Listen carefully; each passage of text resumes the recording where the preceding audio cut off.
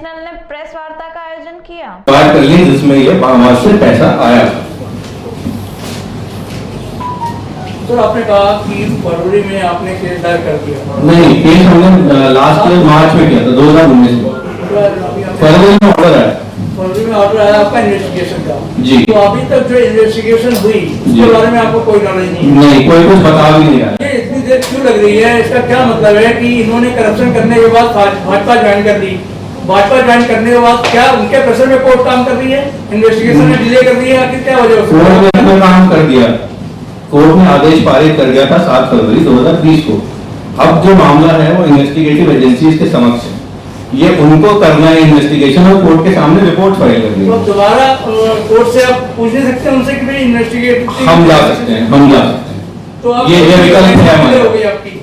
You have any plan that you'll move again to the court regarding on the information of the investigation? Yes, we do plan.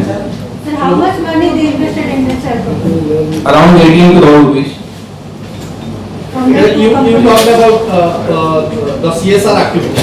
What is your special allegations against that company or that corporate sector? No, not. What about the CSR activity? No. My petition doesn't talk anything about CSR. This petition does You not. said regarding on that there is no CSR in the ground.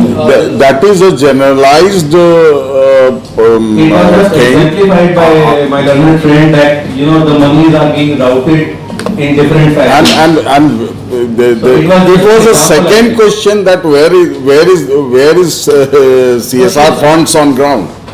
It's not visible on ground. That was the Do second you think so question. that there is a misappropriations in the CSR funds also? It's also a matter of investigation, I guess, because CSR funds and the effect of CSR funds are not visible on ground anywhere.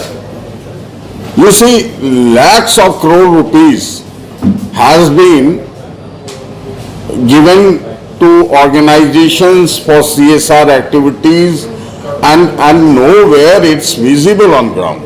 So it's a second question, it's a complementary question. From my side, it's a complementary question. So you have any evidence about it? Yes, that is all a part of the written petition. I think we have circulated it, and if you want, I can share it with you as well. Please show that in camera. That is whatever evidences you have. Okay. देखिए, आजकल जो देश में परिस्थिति बनी हुई है वो सबसे भयावह है आर्थिक मुद्दों पे देखा जाए तो। क्योंकि मोदी जी का नारा था जब ना आए थे तो ना खाऊंगा ना खाने दूंगा, तो खाते तो नहीं तो मान लीजिए मान लेते हैं, लेकिन खाने भी नहीं देंगे। देश का जनता आज गरीबी बेरोजगारी भुखमरी से सड़क पे आ गया है, तो गरीब की थाली का भोजन छीन के कहाँ ले जा रहे हैं? शायद इनके 2-4 मित्र हैं उनको दे रहे हैं, और जो भाजपा जैसी गंगोत्री में शामिल हो जाते हैं। हमारे मित्र ने बोला था किसी का नाम नहीं लेंगे, लेकिन नाम लेना पड़ेगा। ये वक्त तटस्थ रहने का नहीं है। जो सरकार में है, हमारा सवाल उनसे है, क्योंकि अगर आप सरकार के खिलाफ उठाते हैं तो दो ही चीज होता है, या कि आप पाकिस्तानी हैं या कि देशद्रोही हैं। तो किसी की भी हालत किसी से छुपी नहीं, यहाँ तक कि मीडिया का भी हाल बुरा कर रखा है, सबको पता है। तो ज्यादा वक्त ना लेते हुए, ज्यादा अगर आप लोगों के कोई सवाल है तो वो मैं भी सवाल का जवाब भी देना चाहूंगा।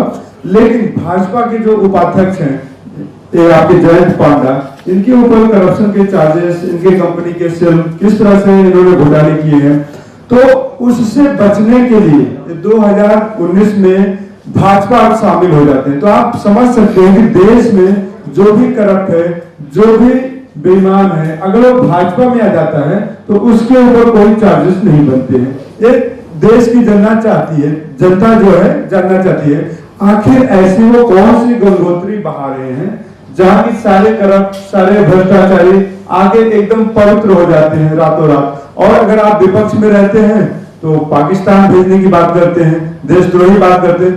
देश में आप मोदी जी का विरोध कीजिए, सब करते हैं, भाजपा का विरोध कर सकते हैं, लेकिन ये लोग इसको इस परिदृश्य में पेश कर देते हैं कि जैसे आप देश का विरोध कर रहे हैं। देश विरोधी कोई नहीं है, सब लोग देश का हित चाहते हैं, भारत माता की सब संतानें हैं। लेकिन सरकार से सवाल करना, उसके प्रति जिम्मेदार बनना, ये हमारा भी कर्तव्य है जितना उतना ही सरकार का भी है कि जनता के प्रति जवाबदेही। तो ट्रांसपेरेंसी नहीं बची है। तो इस घोटाले के बारे में जरा मैं फरुखाबाद में पति के साथ प्रेमिका को देखकर